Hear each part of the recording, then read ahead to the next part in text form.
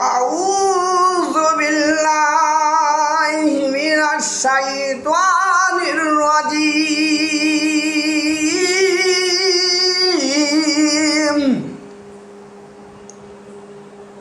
বিসমিল্লাহির রহমানির রহিম।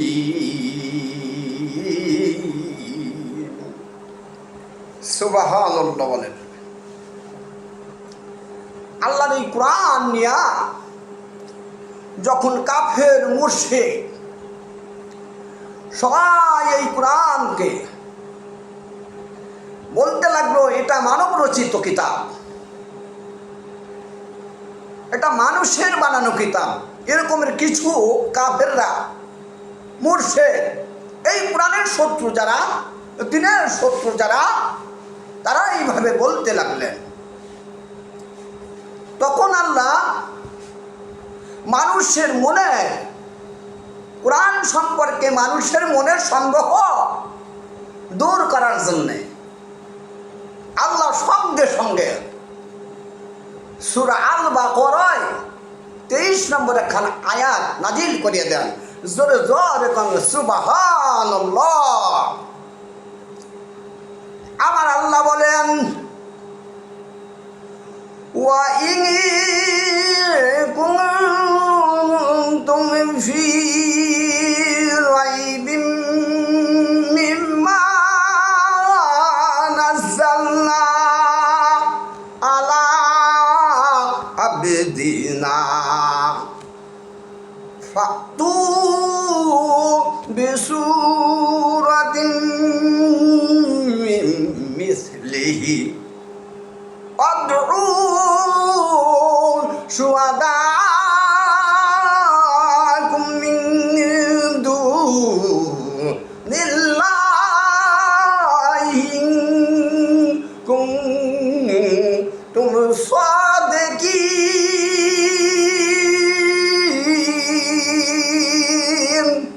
জোরে জোরে বলেন সুবহানাল্লাহ।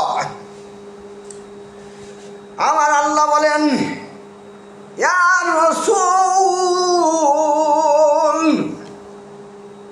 আপনি পৃথিবীর সকল মানুষকে ডেকে বলিয়া দেন, চ্যালেঞ্জ করুন এবং ঘোষণা করিয়া দিন, যদি তোমরা এই কোরআন সম্পর্কে সন্দেহ করো, তা হইলেন আমার এই কোরআন হতে, আমার এই কোরআন শরীফ হতে একটি সূরার মতো আর একটি সূরা বানাইয়া আনো। তোমরা যদি আমার এই কোরআনকে কি করো, সন্দেহ করো, তবে আমি যে কোরআন নাজিল করিয়াছি কার উপর? আমার রসুলের উপর, বান্দার উপর। এই কোরআন থেকে অনুরূপভাবে একটি সূরার মতো আর একটি সূরা কি করো, বানাইয়া আনো। পারলে তোমরা বানাই আনো। আর এর জন্য যদি প্রয়োজন হয় পৃথিবীর সমস্ত মানুষগুলোকে সাহায্য লও।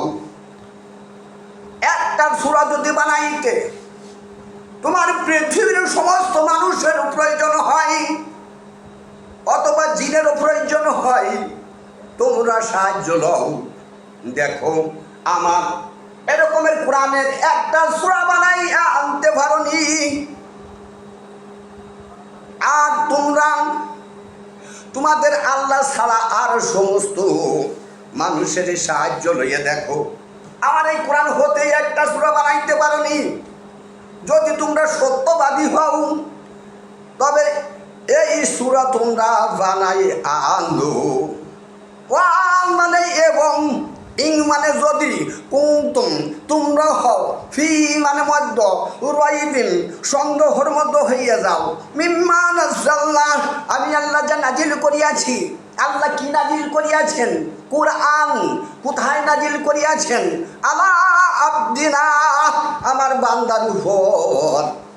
আমার রসুলের উপর ফাতু, তবে তোমরা আনো বিসুরাতিন, একটি সূরা মিন মিসলিহি, ওই সূরার অনুরূপ আর একটা সূরা রচনা করিয়া আনো।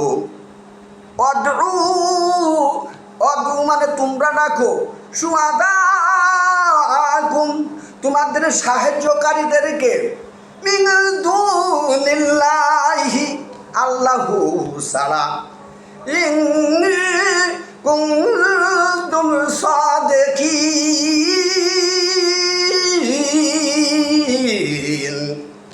যদি তোমরা সত্যবাদী হও তবে অনুরূপ একটা সূরা বানাইয়া আনো। মুহাম্মদ হার গেজনা গুপ্তা দানা গুপ্তা জিবরাইল, জিবরাইল হার গেজনা গুপ্তা তানা গুপ্তা রবুল জলিল, তানা গুপ্তা রবুল জলিল। আমার আল্লাহ তার বন্ধু, আমার আল্লাহর কথা ছাড়া তার বন্ধু হযরত মুহাম্মদ সাল্লাল্লাহু আলাইহি ওয়াসাল্লাম একটা কথাও বলেন নাই। আল্লাহর কথা মানে নবীর কথা, আল্লাহ যেমন নির্ভেজাল, আল্লাহর কথা যেমন নির্ভেজাল নির্ভুল, তার নবীর কথাও তেমনি নির্ভেজাল নির্ভুল। আর নবী ডেকে বলে, হে আমার উম্মতেরা, তোমরা যদি সীমাহীন পাপ করিয়া থাকো, এই আকাশ হতে জমিন পর্যন্ত ফাঁকা জায়গাগুলো যদি পূরণ হয়ে যায় পাপে, তবে তোমরা কেন কোরআন পড়ো না? এই কোরআন তোমার বিপদের বন্ধু হয়ে যাবে।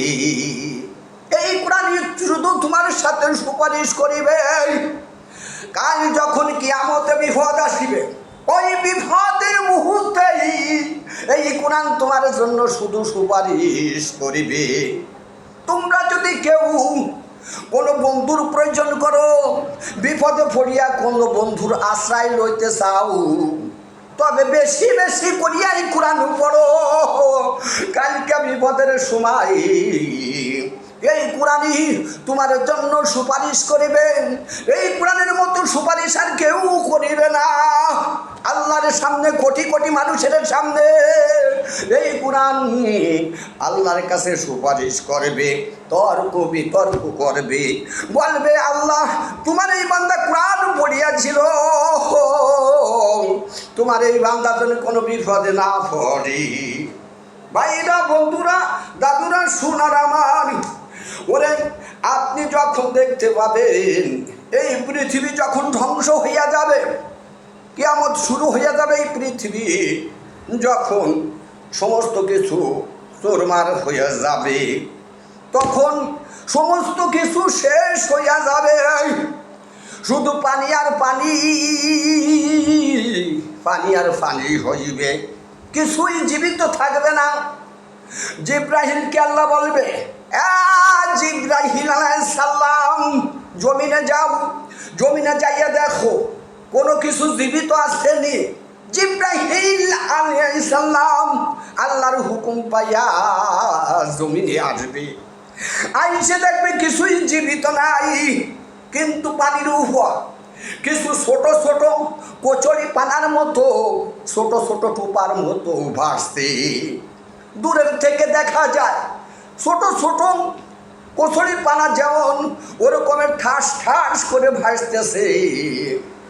জিব্রাহিল আলাইহিস সালাম বলিলেন, এই তোমরা কারা?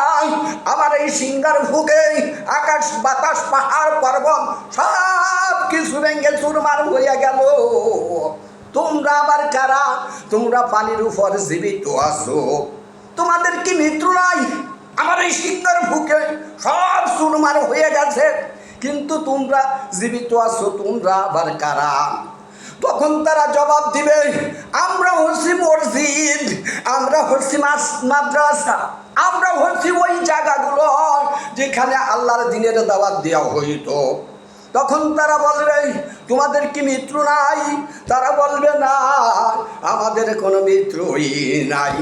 তখন আল্লাহর কাছে যাইয়া জিব্রাইল ফরিয়াদ করিবে, আল্লাহ সব কিছুই ভেঙে চুরে চুরমার হয়ে গেছে, কিছুই জীবিত নাই।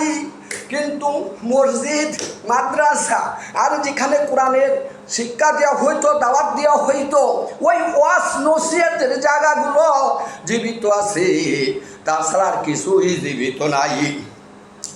আল্লাহ বলবে, এই জিব্রাইল তুমি আবার জমিনে যাও, জমিনে যাইয়া দেখো এই সমস্ত জায়গাগুলো কি চাই। আবার জমিনে আসবে, আইসে বলবে আপনারা কি চান?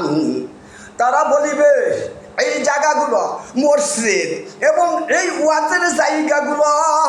বলতে থাকবে আমাদের ভিতর যেই সমস্ত লোকগুলো কোরআনের শিক্ষা করিয়াছিল, এই মসজিদের ভিতর নামাজ পড়িয়াছিল, এই ওয়াজে বসিয়া যারা এই দিনের দাওয়াত শুনিয়াছিল, তাদেরকে আমাদের পেটের ভিতর দিয়া ভেস্তে দিতে হবে। এই কথা শুনিয়া জিব্রাইল আলাইহিস সালাম আল্লাহর কাছে ফরিয়াদ করিলেন, আল্লাহ গো, ওই সমস্ত জায়গাগুলো যেখানে কোরআন শিক্ষা দেওয়া হইতো, যেখানে দিনের দাওয়াত দেওয়া হইতো, ওই সমস্ত জায়গাগুলোই বলেছেন আমাদের ভিতর যেই সমস্ত লোকজন ছিল, দিনের দাওয়াত শুনিয়েছিল, কোরআন পড়িয়াছিল, মসজিদে নামাজ পড়িয়াছিল, ওই লোকগুলোকে তাদের পেটে ধরে বেচতে দিতে বলছে। আল্লাহ বলছে, যাও তুমি তাদের হুকুম করিয়া দাও, আমি তাদের অর্ডার দিয়ে দিলাম। তাদের ভিতর যে লোকগুলো বসিয়া দিনের দাওয়াত দিত, আবার মসজিদে নামাজ পড়তো, মাদ্রাসায় কোরআন শিক্ষা করতো, এই সমস্ত লোকগুলোকে পেটে ধরিয়া ভেস্তে চলে যাক। জোরে জোরে বলেন সুবহানাল্লাহ।